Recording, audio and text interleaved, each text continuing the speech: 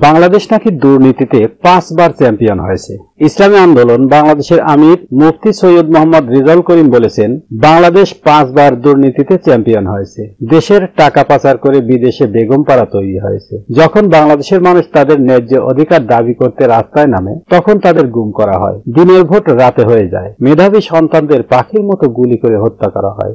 ইসলামী আন্দোলন বাংলাদেশের আমির মুফতি সৈয়দ মোহাম্মদ রেজাউল করিম রোববার বিকেল 5টায় বরিশালের বাকেরগঞ্জ উপজেলার চরাদি ফজলুল হক মাধ্যমিক বিদ্যালয় মাঠে ইসলামী আন্দোলন বাংলাদেশ বাকেরগঞ্জ পূর্ব উপজেলা শাখার আয়োজনে গণসমাবেশে প্রধান অতিথি হিসেবে তিনি একথা বলেন। চরমনাই পীর বলেন, স্বাধীনতার 53 বছর পরও বাংলাদেশ সেই সাম্য, মর্যাদা, ন্যায় বিচার প্রতিষ্ঠা করতে পারেনি, যেসব উদ্দেশ্য নিয়ে দেশের মানুষ রক্ত দিয়ে স্বাধীনতা অর্জন করেছিল। তিনি বলেন, বিগত সরকার শপথ নেয়ার আগেই তার দালালরা ভারতের সঙ্গে এমন সব চুক্তি করেছে যা শুধুমাত্র ভারতের স্বার্থ রক্ষা করেছে। এসব চুক্তির মাধ্যমে বাংলাদেশের কোনো উপকার হয়নি, বরং তারা বলছেন ভারতকে যা করেছি তা ভারত সারা জীবন মনে রাখবে। চরমনাই পীর বলেন, ভারতের দালালরা বাংলাদেশের মাটিকে কলঙ্কিত করেছে।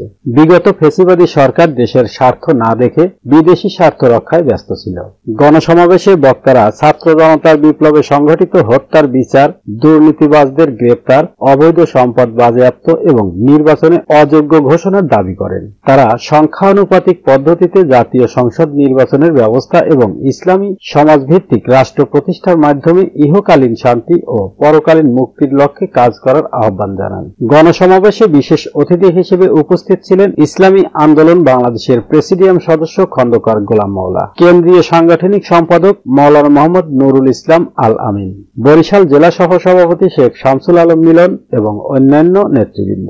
অনুষ্ঠানে সভাপতিত্ব করেন উপজেলা সভাপতি মাওলানা মোহাম্মদ মাহবুব হোসেন ইলিয়াস। সঞ্চালনা করেন উপজেলা সেক্রেটারি আব্দুল খালেক হাওলাদার ও যুব আন্দোলনের সাধারণ সম্পাদক হাফেজ মাওলানা মোহাম্মদ সোলাইমান। ইসলামী আন্দোলন বাংলাদেশ বরিশাল জেলায় অ্যাসিস্ট্যান্ট সেক্রেটারি মাওলানা মোহাম্মদ কাউসারুল ইসলাম, জেলা উপদেষ্টা মোহাম্মদ মোজাম্মেল হক আকন।